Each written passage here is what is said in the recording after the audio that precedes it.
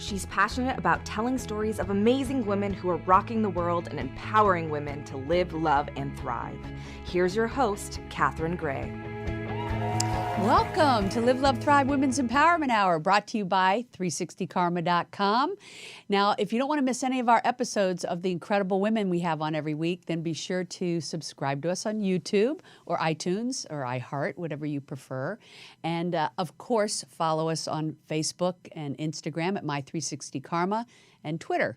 So we'll look for you there. Meanwhile, today we have on another incredible guest. She is the founder of The Bigger Picture Productions. Please welcome Tracy Mays. Hi, how are you? I'm good, how are you? I'm so glad that our friend Minda introduced us, and love Minda. Happy to have you on today. Thank you.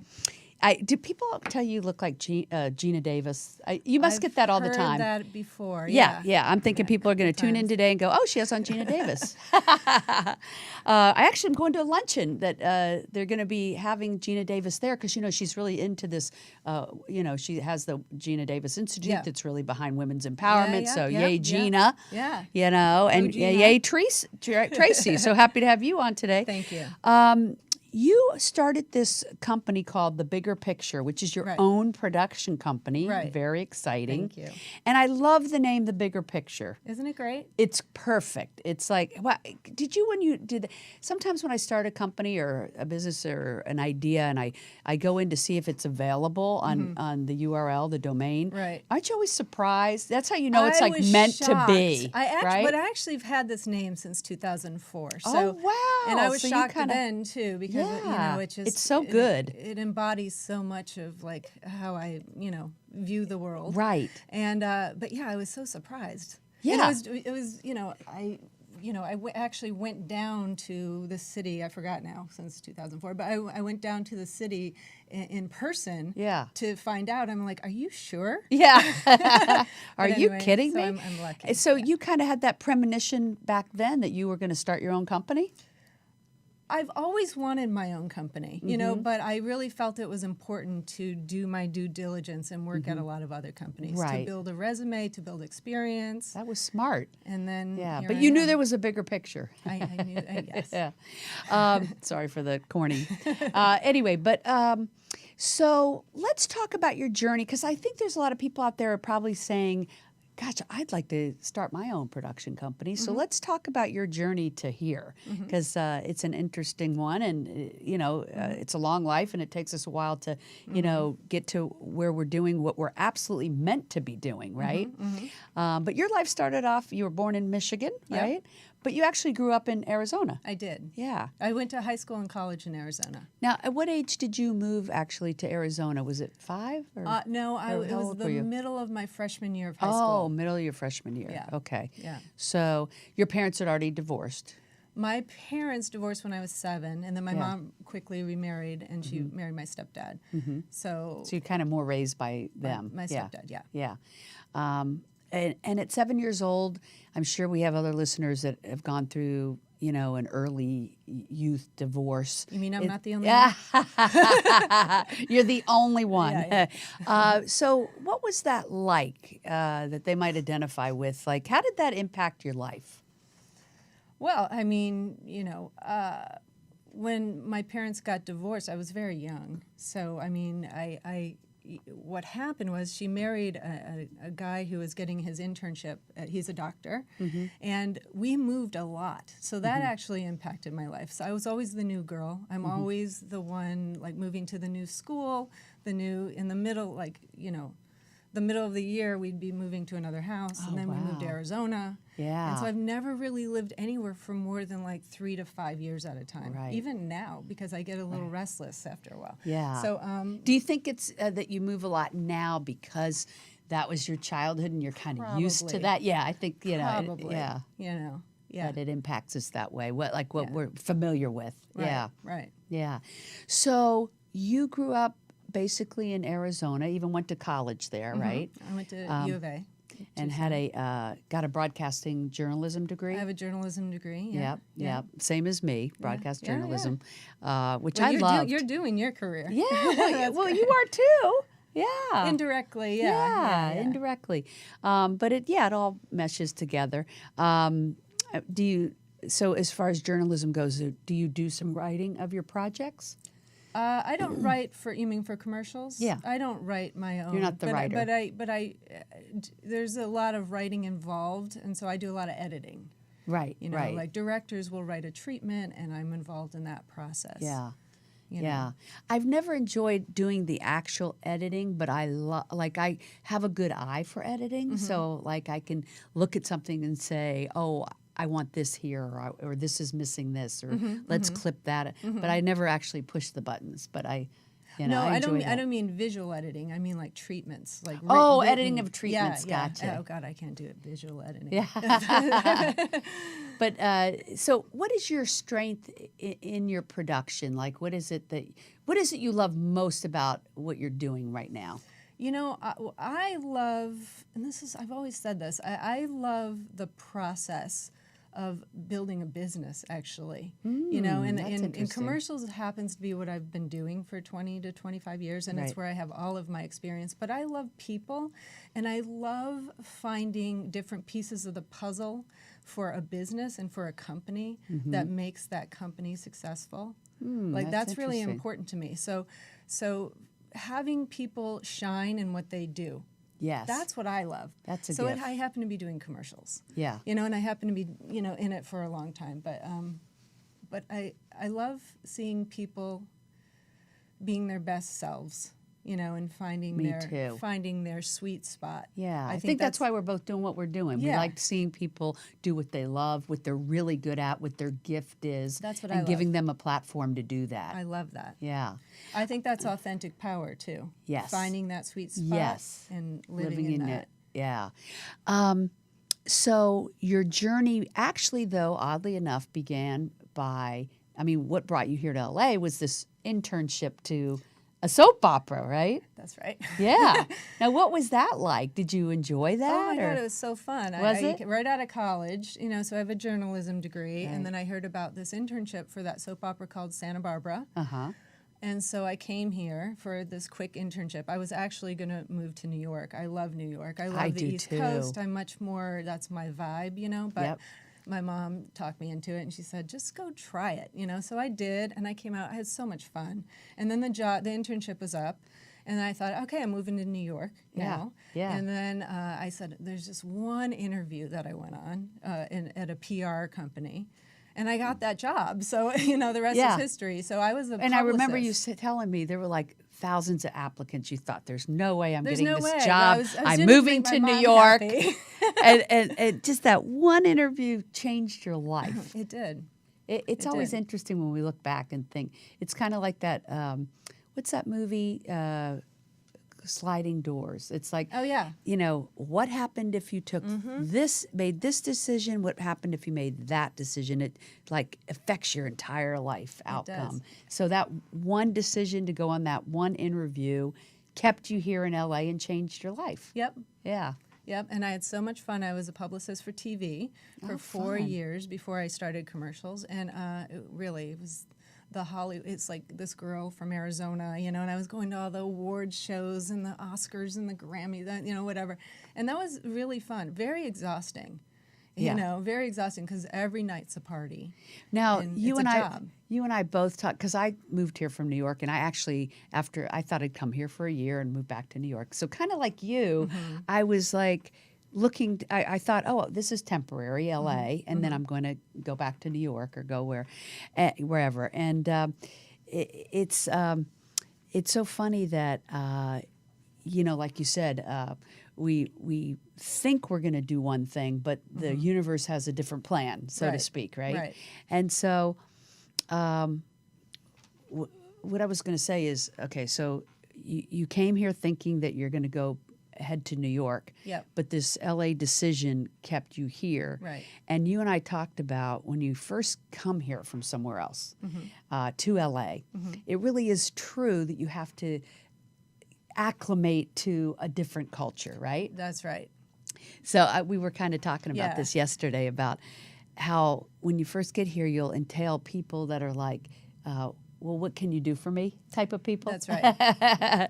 And LA. if you, yeah, and if you can't do something for them, they're moving on. And probably for the best. Yeah, right, exactly. Yeah, you got to right. find your tribe. Right. And it takes a while here. And, it's okay. People come here from all over the country, all over the world to Los Angeles to be actors, writers, producers, directors, whatever. So it kind of makes sense that they're like, who here can help me do that? That's what I'm here to do. Right. And so if you can't help them with that, they don't want anything to do with you. And so it is a different mentality than anywhere else in the country. Yes. Yeah. I think I haven't lived, In so many places. But But what I liked what you said was that you said no matter what city you're in, you can find your tribe. Well, that's true. And that's what you did, and that's what I did. And we ended up thinking we were coming here for a year or two, and we both ended up staying. Yeah. I've been here since 2006. How long have you been here? A long time. Yeah. Yeah, Early 90s. Early 90s. Early 90s. So I only admit to 10 years in public, but Yeah. But my resume would suggest otherwise. I've been here a while. Yeah, we all have to edit the resume. That's right. Otherwise, it'd be a mile long, right? So you got into next doing all of these commercials for like 20 years for really big companies, the Sweet Shop and others that are well known here. What was that like? If you did it 20 years, it must be something that you really loved. I love it. You know, it's a business. Yeah.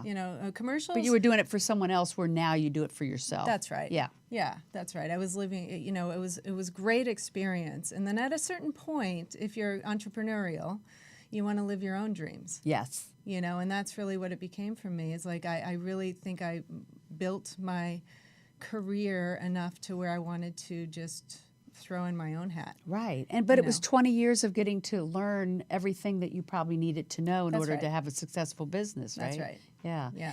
And what kind of commercials did you work on in those 20 years at those companies that you're most proud of?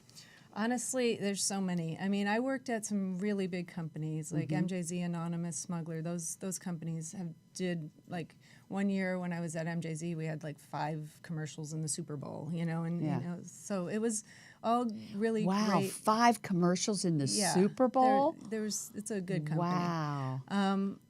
But for my own company, I actually had my own company before the Bigger Picture with a partner, and now I just have this one on my own. But before that, like last year, we shot Gwen Stefani. You fun! get to meet I great love people, her. For Revlon. Yeah, it was done a lot of great things.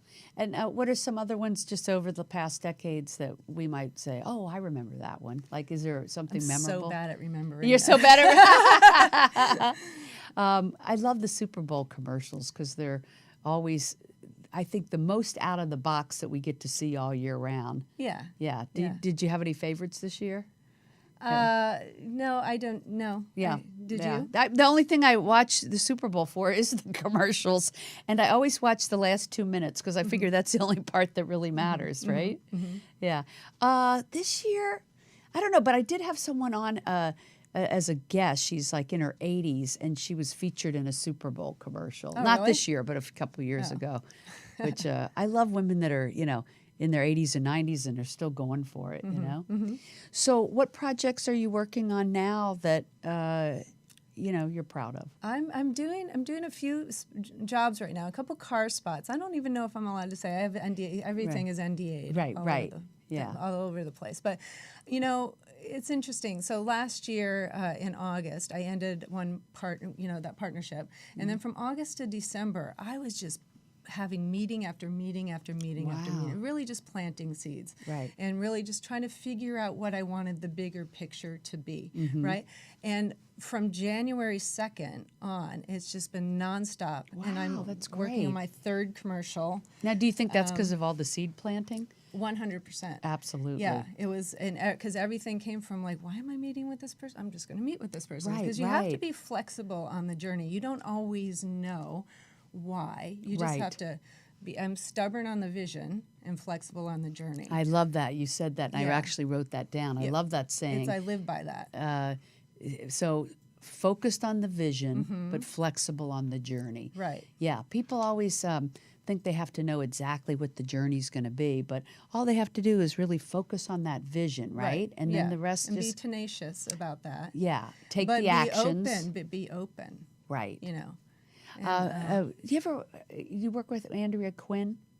Yeah, I know Andrea. Yeah. So I love her philosophies and tools that she passes on, and she she's always great. says women are not good about asking, and so that we need to ask more for what we need, and it's because we think we're asking for ourselves, but we're really asking for a bigger reason. Like this is everybody's put here on earth to be doing what they're doing, right? You know, and so have we to can't find be your afraid genius. to ask for the funding to do to sustain our gifts, right? Yeah.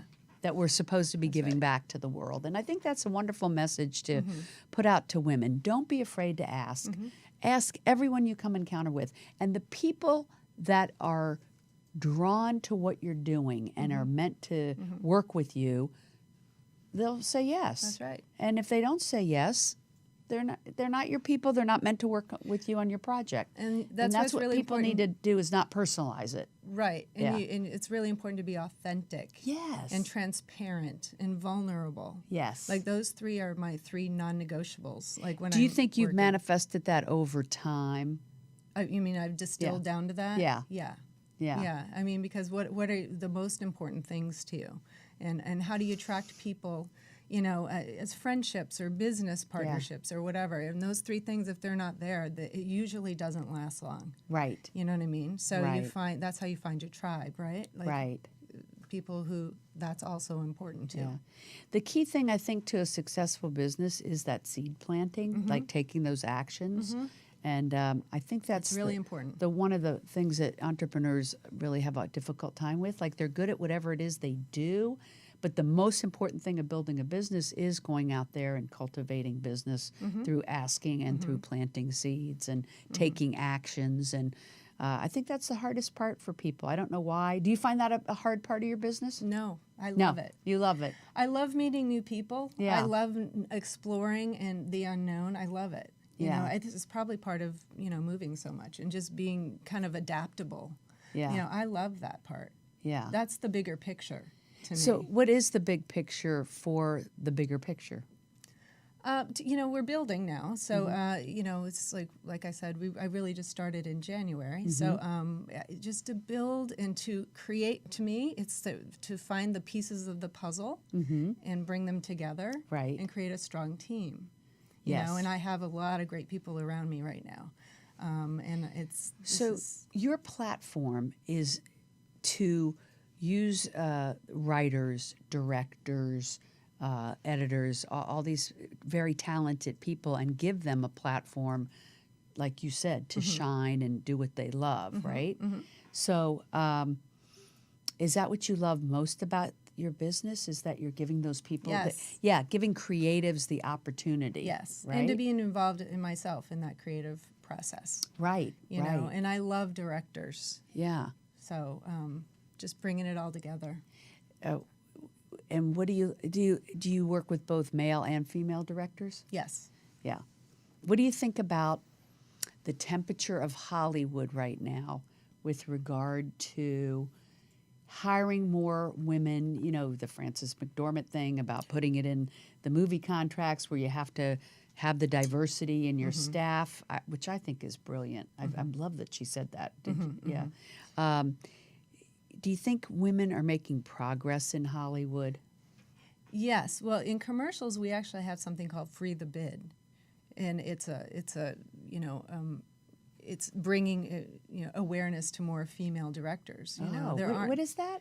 Free the Bid is just it's a platform. Is it a California thing or? It's for commercials. You know, and it's just kind of having more females involved. Right. You know, in the as director choices. So so I actually just shot a commercial with a female director. Oh, I and love we it. wrapped a week ago. And can you say what it was for? That one was for an Arizona insurance company, ironically enough. Oh my gosh. You know, but by coincidence. But Yeah, it was good. Now, how did you get a client there in Arizona? Like, do your family still live there? Or?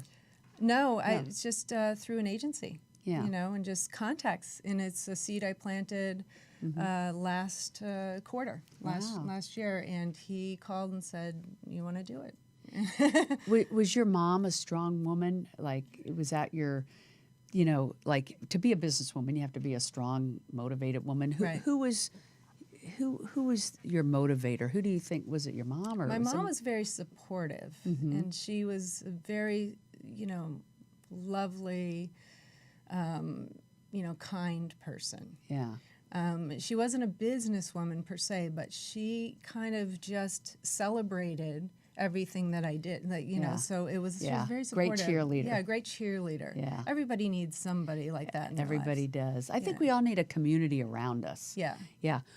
Was it hard to take the leap from working for these big companies where you had this great job to becoming an entrepreneur? Because I think a lot of people struggle with that. Not for me, it wasn't, because I'm more an entrepreneur than I am. You know, that was like I kind of knew what I wanted to do. Right. You know, but so it wasn't hard. Was at it an all. easy transition? You know, business in general is challenge. Like there's challenge, but that's part of the fun. That's Right. That's the That's juice. what I for think me. too. To me, Yeah. it's the juice, right? Yeah, What- I know people will be like, you know, oh, but you don't know the outcome or you don't know what's going to happen with it. And I think that's the excitement of it. I think so too. Like I wouldn't want to know that. I don't want to know the outcome. I want to know that there's possibilities. And- right. yeah. Exactly. Yeah, that's the adventure of it, right? It's the Yeah. adventure, exactly. Yeah. That's what we're here for. Yeah, You know, exactly. I'm not much of a clock puncher. Yeah, You know, I work harder and longer than I've ever worked absolutely. before, As an but I entrepreneur, you wear love so it. many hats, right? I wear a lot of hats. Yeah, Yeah. me too. But I'm so happy to have you on representing, you know, a female owner of a production company. Thank you. I don't know what the percentage is here in LA, but it's just nice to have another one. Thank and that you. you're advocating for hiring women, which Oh is yeah, awesome. absolutely. Yeah. Always. Well, look forward to seeing where Bigger Pictures goes from here. Yeah, thanks. Yeah, thanks for Yeah. being on. Thanks for having me. And we'll be back next week with more great women stories. And just, you know, find your own story and make it a great week. And just hugs and happiness. We'll see you next time.